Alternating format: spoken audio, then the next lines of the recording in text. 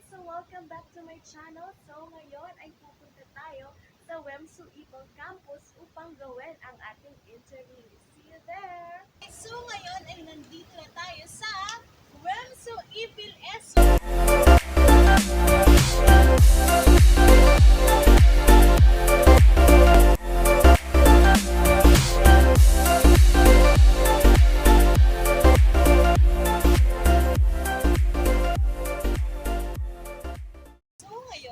Ay may napili na akong dalawang estudyante para gawin ang ating interview.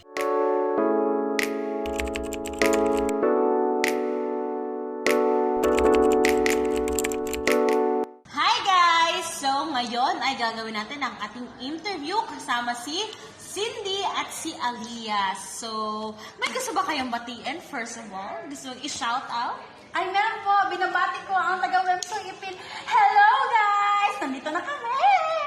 Yes, guys! Hi rin po sa mga classmates ko dito sa WEMSU Ipil. And sa mga teachers po namin dito sa WEMSU Ipil. Lalo-lalo na kay Ma'am Rani. Shout out po sa iyo. Shout out to you, ma'am! Ay po, ma'am. So, ayan, maraming salamat at napaunlakan ninyo ang interview na ito. So, alam ko as a WIMSU student, talagang napaka-busy natin, di ba? So, bilang estudyante na nagpapakadalubhasa sa asignaturang Filipino, kumusta naman ang inyong mga experience? Okay naman. As far as we all know, kami ay lumalaban sa buhay. Yes, kami ay lumalaban pa rin sa buhay kahit na ang daming bayarin sa school, lumalaban pa rin. So, alam naman natin, buhay estudyante, mahirap talaga. So, yun lang. So, di ba talagang napakahirap ang buhay ng estudyante? So, ngayon, ay dadako na tayo sa rason kung bakit ba ako nandito. So bilang estudyante na nagpapakadalubang sa asignatura, so may katanungan ako sa'yo tungkol sa pagsasali. So, ang aking katanungan ay, para sa iyo, ano ang kahulugan ng pagsasali? Para sa akin, ang kahulugan ng pagsasali ay paglilipat-lipat sa pinaka-natural na paraan ng pagwika ng mga pinaglalaan ng mababasa. Manunood o malilikha. Ang salitang ugat ito ay salin sa salitang Japanese na nangangahulugan sa Ingles na to shift, to transfer, or to change.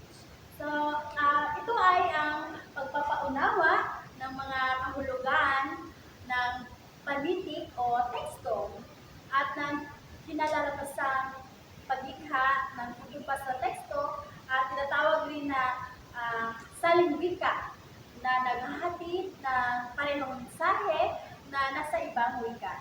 Yun ang ating pagpapakahulugan sa pagsasali. So, talagang napakaganda pala ng pagsasali, no? Kasi bilang Filipino, nagpapakadalawa sa asignaturang Filipino, di ba parang most of the things is English na. So, mahalaga pa rin ang pagsasali. So, ngayon, ito naman nakatanungan ko sa iyo, Aliyah. Ano ba ang kahalagahan ng pagsalin at bakit kailangan na magsalin? So, para sa akin, ma'am, no, bilang isang mag-aaral, mahalaga ang pagsasalin dahil malaki ang ginagampanan ng tungkulin nito sa iba't ibang larangan, kagaya na lamang sa pag-aaral ng wika, di ba?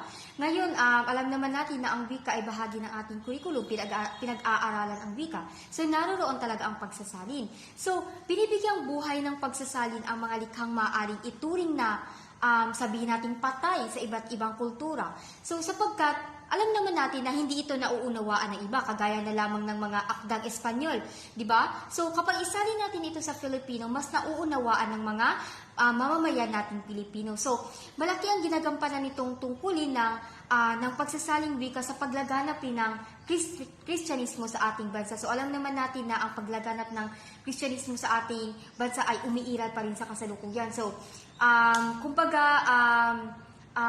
nakakatulong rin ang pag-aaral ng pagsasalin para mapaunlad pa ang ating wika at mapalaganap pa ito sa susunod na henerasyon. So, maraming salamat. Talagang napakahalaga ng pagsasalin sa ating buhay. buhay. Kasi ngayon parang hindi na kasi nabibigyan ng halaga, di ba? Ang mga salitang Filipino, yung mga ating sariling lingwahe. Kaya napakaganda ng pagsalin para malaman din natin. Kasi most of the time, di ba, kahit tayo, napakahirap na mag-straight na magsalita ng Filipino. Kaya mahalaga din talaga ang pagsasalin. So ngayon, katanungan ko para sa inyong dalawa. Bilang estudyante, paano niyo mahihikayat ang inyong kapwa estudyante na mahalin ang ating wikang Filipino? Para sa akin, no, dapat nating mahalin ang wikang Pilipino dahil sapagkat tayo ay isang Pilipino, kaya dapat lamang nating mahalin ang wikang Pilipino dahil ayun na nga, para hindi natin makalimutan ang ating wikang Pilipino dahil sa panahon ngayon, maraming mga kabataan ang gumagamit ng mga English language at ang wikang Pilipino ay nakakalimutan na at minsan din ay naiimpluwensyahan ng ibang mga lingwahe. Kaya yun lamang po at ating pakatutukan ang ating sariling wika. Okay, kagaya nga ng sinabi ni Sandy, kailangan nating mahalin yung sariling ating, kagaya na lamang ng ating wikang Filipino. Kasi alam naman natin na ang wikang Filipino is medium siya ng ating komunikasyon na sa ating pang-araw-araw na buhay. So, bakit, why not na mahalin natin yung sariling ating, kumbaga paunlarin natin siya sa tulong ng ibang tao at saka gamitin natin siya sa ayos na paraan.